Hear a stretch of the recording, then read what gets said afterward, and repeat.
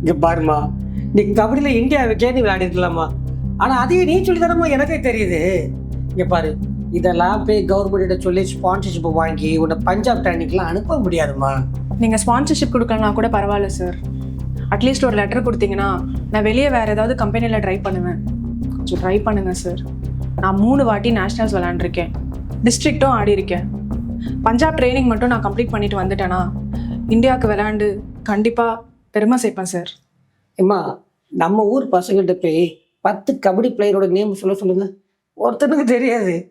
அதுவே cricket பிளேயரோட name சொல்லுங்க, எல்லாருக்குமே தெரியும். நீ இந்த கபடின்னு சொல்லிட்டு இருக்கலாமா, இதெல்லாம் தூர போட்டுட்டு பேசாம கிரிக்கெட் பிளேயர் ஆயிடுமா, ரொம்ப ஃபேமஸ் ஆயிடுவேன்.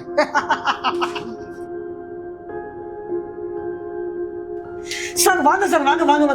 ஏமா அது சார் துணி போடுமா சார், நல்லா இல்லை சார். உட்காருங்க சார்.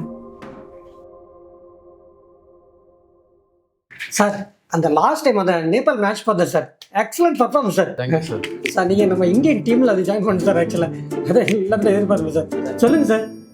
மும்பையில் கிரிக்கெட் கேம்ப் இருக்குது. ட்ரெயினில் போனால் 2 நாள் லேட் ஆகும். அதான் உங்கள் ஆஃபீஸில் ஃப்ளைட் டிக்கெட் புக் பண்ணி தருவோன்னு சொன்னாங்க. சார், இதை நீங்கள் சொல்லணுமா, ஒரு ஃபோன் பண்ணால் போதும்ல சார், நானே கூட வீட்டில் கொடுத்துருப்பேன்ல சார். இல்லை பரவாயில்ல சார். சின்ன ஒரு ரிக்வெஸ்ட் சார், எங்கள் பையன் ஒரு ஃபோட்டோ எடுக்கணும்னு ஆசைப்படுறேன் சார். சார் தாராளமாக எடுத்து. தேங்க்யூ சார், ரொம்ப நன்றி சார். சரி, ஓகே பாய். Thank you sir. ஏன் சார் அவருக்கு ஃப்ளைட் டிக்கெட்லாம் புக் பண்ணி கொடுக்குறீங்க? நான் லெட்டர் தானே சார் கேட்டேன். உனக்கு புரியுதா இல்லையாம்மா? நீ கபடி விளையாடுறதுனால எனக்கு ஒரு பிரயோஜனம் இல்லைம்மா. நீ பேசாம எனக்கு கல்யாணம் பண்ணி லைஃப்பில் செட்டில் ஆகிற வழியை பாருமா. போமா போ. ஏன் சார், நம்ம ஊரை பொறுத்த வரைக்கும் கிரிக்கெட்டை தவிர மற்ற கேமெல்லாம் ஒரு விளையாட்டே இல்லைல்ல. கிரிக்கெட்டுக்கு கிடைக்கிற பேரும் புகழும் ஸ்பான்சர்ஷிப்பும் கண்டிப்பாக ஒரு நாள் மற்ற கேமுக்கும் வரும் சார். அது கிடைக்கும் போது பார்த்துக்கலாமா.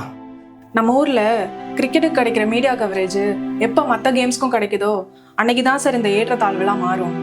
நானும் இந்தியாவுக்கு விளையாண்டுருக்கேன், அவரும் இந்தியாவுக்கு விளையாண்டுருக்காரு. ஆனால் நீங்கள் என்னை இன்னும் நிற்க வச்சு தான் சார் பேசிகிட்டு இருக்கீங்க. ஒரு நாள் கண்டிப்பாக இந்த நிலைமை மாறும் சார். மாறும்போது உங்களை உட்கார வச்சு பேசிக்கிறேன், நீ கிளம்பு போ.